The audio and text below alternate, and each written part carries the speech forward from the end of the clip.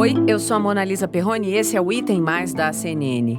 Um estudo com quase 100 mil pessoas publicado na revista médica The Lancet concluiu que não tem evidência de benefícios da cloroquina e da hidroxicloroquina para pacientes com coronavírus. 1 milhão de caixas dos remédios cloroquina e hidroxicloroquina foram vendidos, 300 mil a mais do que as vendidas no primeiro semestre de 2019. Também houve alta nas vendas de ivermectina. Médico acompanhando, sempre com acompanhamento médico. Hoje é quinta, como é que você tá? Poder 0 bala. 0 bala? É. Então, mais um caso aqui concreto que hidroxicloroquina, azitromicina, deu certo. Alguns reclamam, falam que a hidroxicloroquina não tem assim, uma comprovação científica. Não tem para o Covid, mas tem para outras coisas e não tem efeito colateral. A questão é, o senhor falou em atendimento precoce. Em outras coletivas, o senhor falava em cloroquina e não citou a cloroquina. O governo federal... A senhora nunca me viu receitar ou dizer, colocar para as pessoas tomarem este ou aquele remédio. Nunca. O Tribunal de Contas da União apontou irregularidades em gastos do governo com a cloroquina. O Ministério da Saúde vai ter 5 dias para se manifestar. Ivermectina, azitromicina e, claro, a famosa cloroquina. Sabe o que todos esses medicamentos tão diferentes têm em comum? Eu vou contar. Nenhum deles teve eficácia até agora comprovada no tratamento da Covid-19. Por um tempo, até havia a expectativa de que poderia ter. Centenas de cientistas se debruçaram sobre pesquisas para investigar, então, o potencial de cada um desses fármacos no combate ao coronavírus. Mas, no fim, o consenso foi de que eles não ajudam em nada no tratamento da doença. Na verdade, podem até atrapalhar, em alguns casos, gerando efeitos colaterais irreparáveis. O problema é que, mesmo com a reprovação da ciência, esses e outros medicamentos continuam presentes nos receituários médicos e, pior, com o aval do Ministério da Saúde. No episódio mais recente dessa polêmica toda, a pasta lançou, para logo depois tirar do ar, um aplicativo que recomendava toda essa lista de remédios sem eficácia. O ministro Pazuello também chegou a dizer que o colapso em Manaus poderia ter sido evitado com um suposto tratamento precoce. Manaus não teve a efetiva ação no tratamento precoce com o diagnóstico clínico, no atendimento básico. E isso impactou muito a gravidade da doença. Em nota, o Ministério da Saúde afirmou que o aplicativo era um projeto piloto e que o sistema foi invadido e ativado indevidamente. O aplicativo ele foi lançado em Manaus na última quinta-feira, mesmo momento em que a cidade começava a atravessar uma nova crise com a falta de oxigênio para pacientes internados com a Covid-19, mas logo depois do lançamento, que foi feito pelo Ministério da Saúde, o aplicativo começou a receber uma enxurrada de críticas por parte dos profissionais da área. Nesse episódio de hoje, a gente fala sobre o que a ciência comprova e o que não há de comprovação no tratamento da Covid-19. Para nos ajudar a entender como se estabelecem, então, as medicações para as doenças em geral e como, gente, a pandemia está afetando esse processo todo, eu converso agora com o Luiz Almeida. Ele é microbiologista pela USP e também é microbiologista do Instituto Questão de Ciência.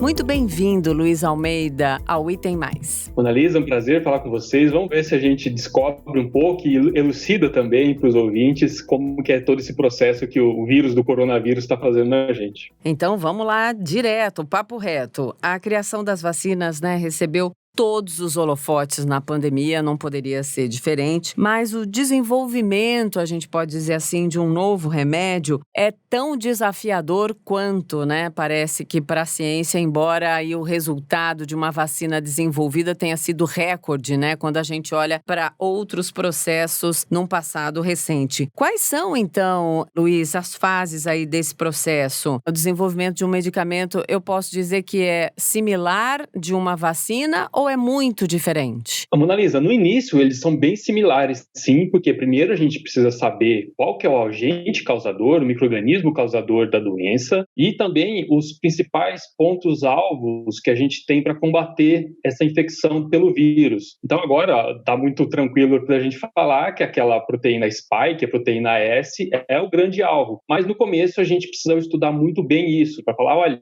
tem uma droga aqui que pode ser que se ligue a essa proteína e não deixe o vírus entrar nas nossas células, ou então para as vacinas foi diferente. A gente quer que o nosso organismo, nosso sistema imunológico, treine exatamente para reconhecer essa proteína e evitar com que o vírus entre nas nossas células. Então, até nesse ponto, é muito semelhante o alvo que a gente está delimitando para falar, olha, aquilo lá é legal para a gente tentar descobrir uma molécula, produzir a vacina para atacar. Então, nesse início, realmente é muito semelhante. As fases de teste também, aquelas que são pré-clínicos, que são feitos antes em animais, e aquelas também de clínico, que fase 1, fase 2, fase 3, que são feitas em humanos, também correm da mesma maneira. Mas aí a gente tem que ver também como que a droga pode impedir com que esse vírus entre na nossa célula. Isso daí já é muito diferente do que em relação a gente vai pensar como vacinas. E a gente faz isso no laboratório para ver essas moléculas, com moléculas que já são aprovadas, com fármacos, com drogas que já são aprovadas para uso de uma outra doença. É o que a gente chama daí daquele de reposicionamento de fármacos. Esse palavrão todo só significa isso, que você pega uma droga que já é aprovada para usar em uma outra doença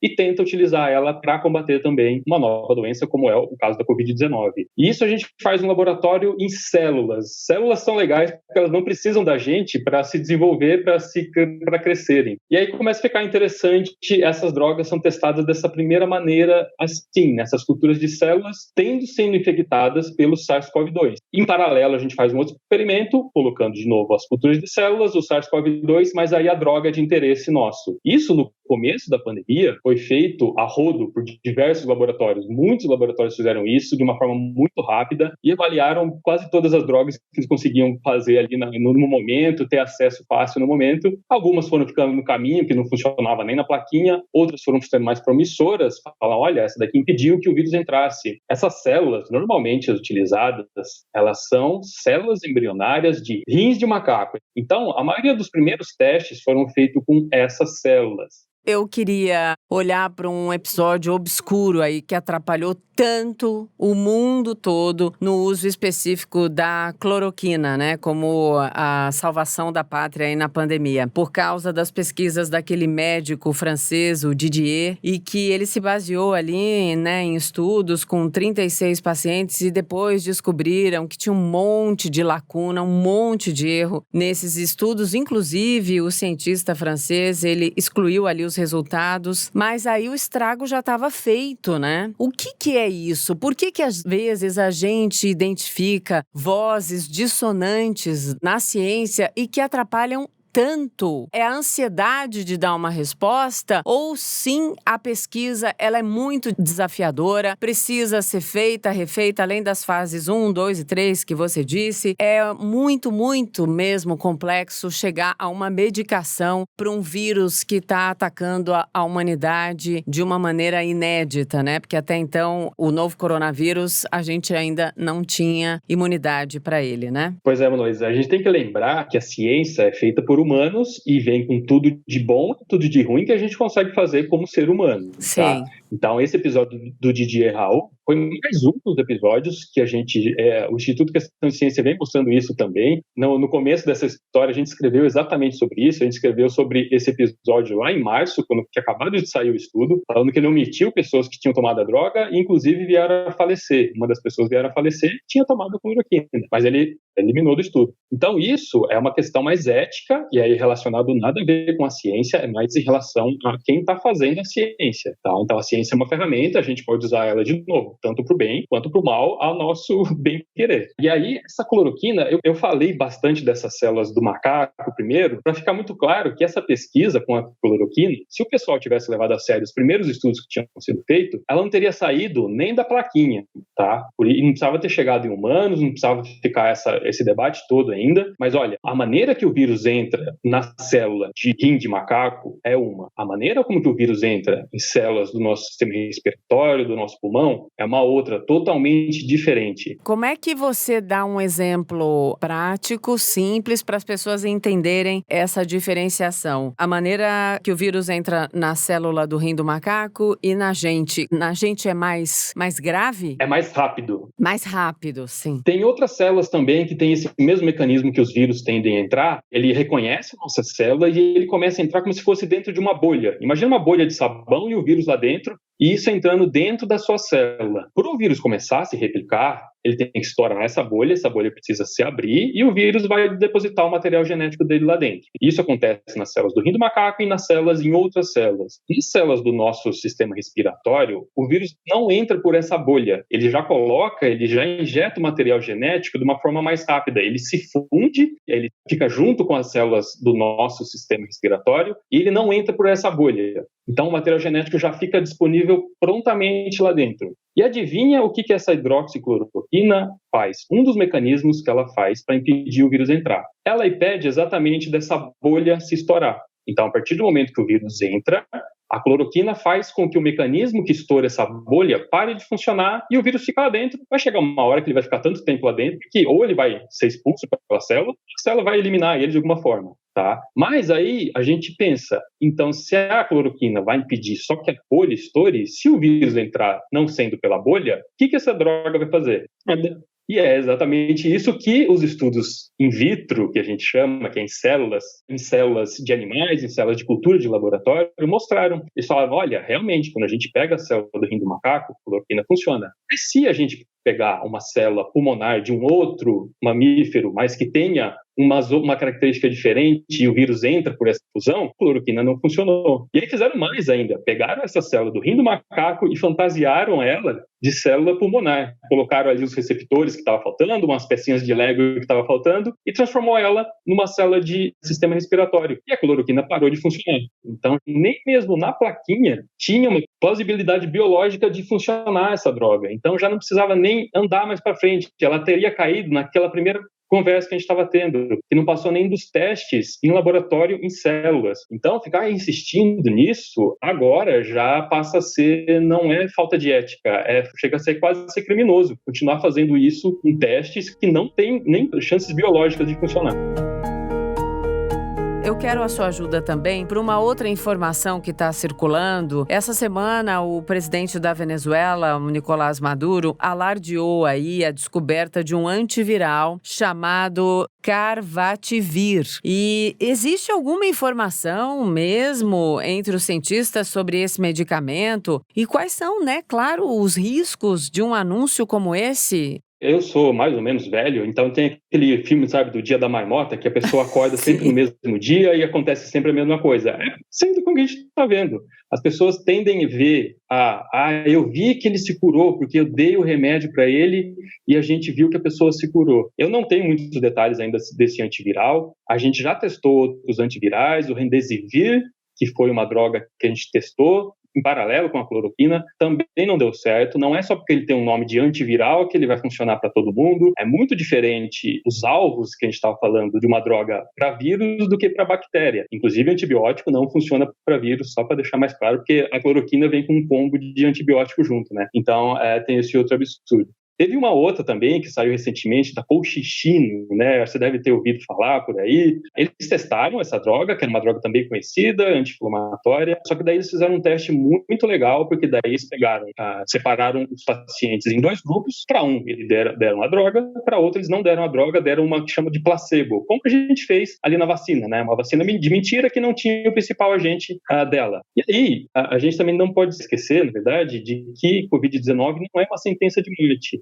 Então, só para a gente ver nesses dados da colchicina, eles colocaram nesse grupo placebo 2.253 pacientes que não tomaram nada, tomaram esse placebo aí. Desses daí 2.253, 2.244 sobreviveram. E 2.125, ou seja, mais de 90% desses 2 grupos que eu falei, não foram nem hospitalizados, porque tomaram placebo. Esse da colchicina e de outras drogas também mostra exatamente isso quando eles fazem um estudo bem feito, que a droga, para ela ser boa, realmente comprovada, ela tem que ter um efeito muito grande em relação ao que você chamou de placebo. As vacinas estão demonstrando isso, estão demonstrando, olha, quem tomou a vacina realmente tem 2 vezes menos o risco de ter qualquer complicação de Covid-19. É exatamente essa é a mensagem, né, Luiz? A mensagem mais importante para a gente passar. O que funciona é a vacina. Claro que a gente está aqui de dedos cruzados para que os cientistas no mundo inteiro, cientistas como você, descubram a eficácia de um medicamento também, se é que isso vai acontecer. A torcida é para que sim, né? Mas por enquanto que fique muito claro de tudo que foi feito, a única coisa que funciona contra o novo coronavírus, não para prevenir 100%, mas impedir o desenvolvimento mais grave da doença, é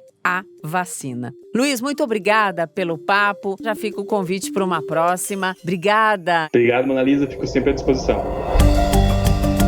Nessa segunda parte do episódio, eu converso com o Alberto Chebabo. Ele é infectologista e vice-presidente da Sociedade Brasileira de Infectologia. Alberto, bem-vindo ao Item Mais. Prazer falar com você. Olá, é um prazer estar aí com vocês. Tem muita coisa pra gente conversar, né? Exato, e sempre que a gente vai na voz do conhecimento, a gente tira essas bobagens imensas que circulam por aí, que parecem que não vão ter fim. Mas vamos lá, a gente não cansa. Vamos começar falando sobre o estudo da Universidade de Oxford, né, que apontou que a dexametasona tinha resultados ali satisfatórios nos casos mais graves da Covid-19. Como é que esse remédio atua e ele é, de fato, amplamente aceito aí na comunidade científica ou faltam respostas? Não, em relação à dexametasona, Mona Lisa, a gente já tem bastante dado em literatura que justifique a utilização dele. Mas essa medicação é uma medicação que a gente usa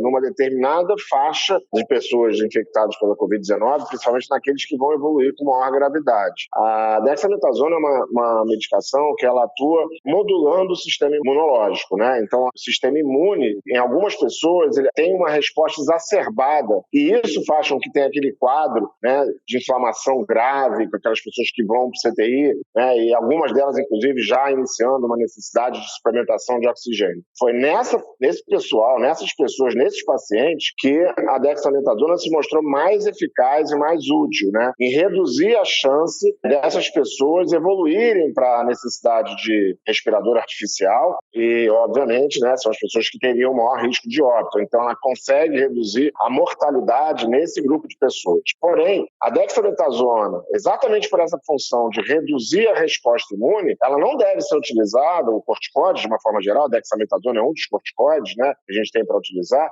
na primeira fase, naquela fase que a gente chama de fase viral, os primeiros dias de sintoma, porque ali eu preciso que o sistema imunológico responda, produza anticorpos para combater a invasão do vírus nas células. Então, quando eu faço corticoide numa fase muito precoce, eu reduzo a resposta imunológica que o organismo vai produzir e aumento as chances, né, de um quadro mais arrastado, de mais tempo de febre e até, em algumas situações, quadros mais graves, exatamente por eu não ter um sistema imune capaz de combater esse vírus. Então, para ficar bem claro, ele é um tipo de corticoide, é isso, a dexametasona? Exatamente, é uma das substâncias, né, um dos tipos de corticoide que a gente tem. A gente tem vários tipos de corticoide, a gente tem a prednisona, a prednisolona, a dexametasona, todos são corticoides, cada um com a sua ação. Eu ia perguntar para você isso, esse corticoide, ele é para aqueles casos, eu vou dar exemplos, ele é indicado para aqueles casos, por exemplo, quando tem um comprometimento muito maior já do pulmão e também aquela possibilidade de uma trombose, é o que a gente escuta. Eu estou relatando para você o que eu leio e o que eu escuto. Tem a ver? É nesse momento em que aí sim já está comprovada a utilização eficaz desse corticoide? Exatamente. A população que mais se beneficiou nos estudos do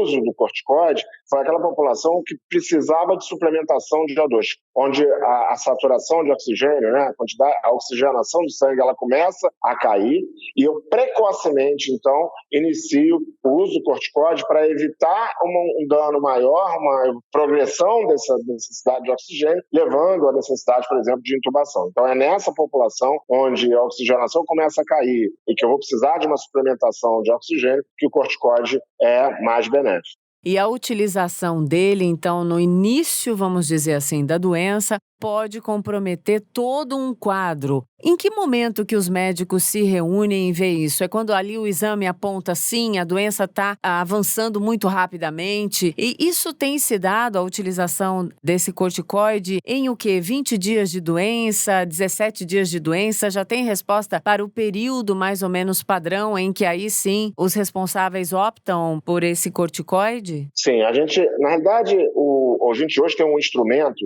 muito importante que é a dosagem da oxigenação do sangue através do oxímetro, né? Aquele oxímetro que a gente coloca na pontinha do dedo, que a gente tem recomendado, a maior parte dos pacientes terem esse oxímetro quando iniciam um quadro de Covid-19, porque essa monitorização da oxigenação ela é muito eficaz e precoce para a gente definir exatamente quem vai evoluir de uma forma mais grave e quem vai evoluir bem, onde a saturação está adequada, né? Então, naquelas pessoas que começam a apresentar alteração na saturação de oxigênio, né? O normal é a gente ter uma saturação entre 97% e 99%, até um pouquinho menos em algumas pessoas mais idosas e tal. Mas uma saturação caindo abaixo de 95%, 94%, né? Já leva a um alerta de que há um acometimento pulmonar importante, mesmo que a pessoa não esteja sentindo falta de ar naquele momento, porque isso é bastante comum. Aí sim, nessa fase, a gente recomenda iniciar o corticoide, que essa pessoa com essa saturação, ela certamente já tem necessidade, já tem uma baixa de oxigenação no sangue e ela já tem necessidade, então,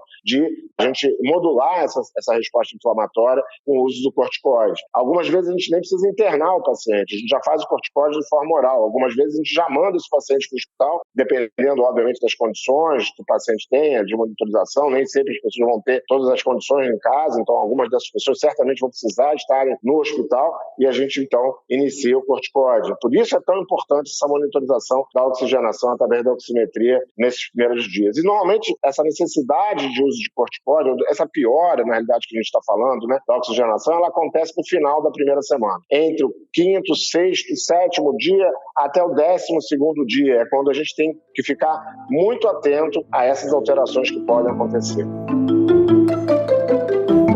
Tem outros medicamentos que podem ser usados aí sem risco por pessoas diagnosticadas com a Covid-19 ou não? Olha, na fase inicial, que eu sempre coloco é que nos primeiros dias, a Covid-19 ela é igual a qualquer outra virose. É igual a qualquer outra daquelas viroses que a gente está acostumado a ir no médico e o médico diz assim, isso é uma virose, né? Fique tranquila. Por quê? Porque o quadro clínico, né? E o acometimento que acontece é pela atuação do próprio vírus, né? Então, a gente vai ter febre, a gente vai ter algum tipo de moleza, de cansaço, a gente vai ter dor de cabeça, dor de garganta, quadro respiratório alto, tipo coriza, às vezes até tosse, obstrução nasal. Nessa fase, a recomendação é a gente usar medicações para tratar esses sintomas, né? Para melhorar essa sintomatologia. Então, antitérmico para usar em relação à febre, a dor, analgésico, né? Então a gente usa dipirona, paracetamol, né? Que são drogas que vão reduzir esses sintomas.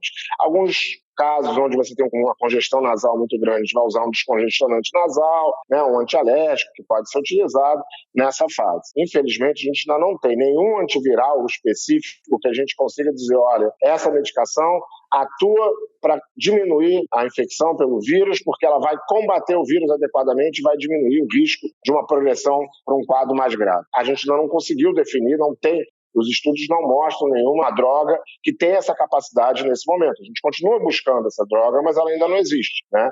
Então, na primeira fase, basicamente, é tratar os sintomas, que é muito importante, a monitorização da oximetria. Então, por isso que a gente fala que a pessoa deve procurar um médico o mais rápido possível, a partir do momento que ela começa a ter os sintomas, para ela ser orientada em relação a esses cuidados todos que ela tem que ter, e principalmente em relação à monitorização da oximetria. Porque 80% das pessoas vai evoluir de forma ótima, ou seja, não vai ter nenhuma complicação, vai evoluir bem, independente da medicação que ela vai utilizar. 20% são aquelas pessoas que a gente vai precisar usar um corticoide e 5% são aquelas pessoas que a gente vai precisar ir levar para o CTI. Então, por isso que é tão importante essa monitorização de oxigenação, para a gente conseguir identificar esses 20% precocemente e evitar que eles se tornem um dos 5% que vão precisar ir para o CTI com essas medidas que a gente já colocou anteriormente. Quero terminar esse podcast com uma mensagem bem direta da sua parte, como tá aí na toada da nossa conversa, Alberto. Para quem ainda acha que é pouco, quais são os riscos do uso, então, de medicamentos sem eficácia que são popularmente aí chamados como o kit Covid-19? Quem tomar esses medicamentos corre que risco? Bom, um dos grandes riscos, Mona Lisa, são os eventos adversos relacionados a essas medicações. A gente tem visto prescrições com 12 medicamentos prescritos para uma pessoa sem nenhum tipo de necessidade, né? Então, isso acrescenta eventos adversos. Mas essa medicação eu uso para determinada coisa e não tem problema, porque o risco é muito baixo. Mas quando você acrescenta 10, 12 medicações, 8 medicações, né, para aquela pessoa, você tem os riscos relacionados até de interação entre essas medicações, né? E aí você pode aumentar náusea, você pode aumentar vômito, né? Além dos eventos cardiológicos, por exemplo, no caso da cloroquina, da azitromicina, que em associação aumenta esses riscos de doença, de arritmias e tal, né? Então, primeira questão é o evento adverso. Se a medicação não está fazendo bem, para que eu vou usá-la com o risco de ter eventos adversos? Mas eu acho que o grande risco, realmente, que a gente tem visto é que as pessoas acham que, a partir do momento que elas estão medicadas com essas medicações, elas deixam de procurar atendimento quando elas pioram, porque elas acham que elas já estão medicadas. E que com esses remédios elas vão melhorar dessa piora clínica que elas estão tendo. Então, algumas pessoas, mesmo quando começam a ter cansaço, falta de ar, não procuram atendimento médico porque acham que já estão medicadas, que aquela medicação já vai resolver esses sintomas e vai resolver aquele quadro. E aí, às vezes, elas chegam tardiamente ao hospital. Isso a gente tem visto cada vez mais. E a outra questão é que, às vezes, as pessoas gastam dinheiro, e não só as pessoas, prefeituras, né, o órgão público, né, gastam fortunas comprando essas medicações e deixam de comprar, por exemplo, um oxímetro e deixam de fornecer um oxímetro, que esse sim vai fazer a diferença na avaliação dessa pessoa, né? Então, ao invés de comprar essa quantidade de medicações, gastar esse recurso todo, seja da pessoa, seja do poder público, com essas medicações, a gente deveria estar estimulando ou as pessoas ou o poder público de ter o oxímetro para fornecer para essa população, para que ela possa monitorar, orientá-las de que elas devem procurar rapidamente caso haja alguma alteração nessa oxigenação sanguínea, porque aí sim a gente vai ter coisas muito importantes a serem feitas para evitar a complicação e o pior, né? Que é, obviamente, a pessoa ir para o CTI e o risco de morrer. Sem dúvida. Estamos aqui persistindo nessa mensagem correta porque é fundamental. A gente vai passar agora de 1 ano de convívio com o novo coronavírus no nosso país e ainda tem muita desinformação. Então, a nossa vocação aqui é a informação correta. Por isso, Alberto, te agradeço demais e que a gente converse, então, mais para frente de novo para sempre atualizar todas as informações aí da medicina, da ciência sobre o novo coronavírus. Obrigada. Estou à disposição de você, da CNN, sempre que a gente precisar qualquer esclarecimento. Esse podcast de hoje foi prestação de serviço. É para você ouvir de novo, indicar para os amigos, para a família, para a gente entender exatamente o que funciona e o que não funciona contra a Covid-19 para a gente botar as fake news longe da nossa vida. Bom fim de semana. Segunda-feira a gente se ouve de novo. Que bom. Em pé.